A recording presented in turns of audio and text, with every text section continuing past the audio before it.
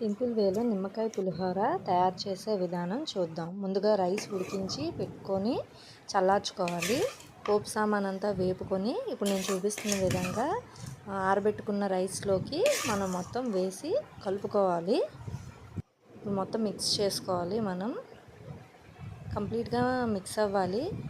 వినాయక చవితికి మనం ఇలాగ సింపుల్ వేలో పులిహోర చేసుకోవచ్చు. పసుపు వేసుకోవాలండి. నెక్స్ట్ తగినంత ఉప్పు వేసుకోవాలి. ఇది నేను జీలకర్ర ఎండుమిరపకాయలు దంచి పొడి చేసుకున్నది. నెక్స్ట్ నిమ్మకాయ 2 నిమ్మకాయలు తీసుకున్నాను. 2 నిమ్మకాయ రసం కలుపుకోవాలి మనం.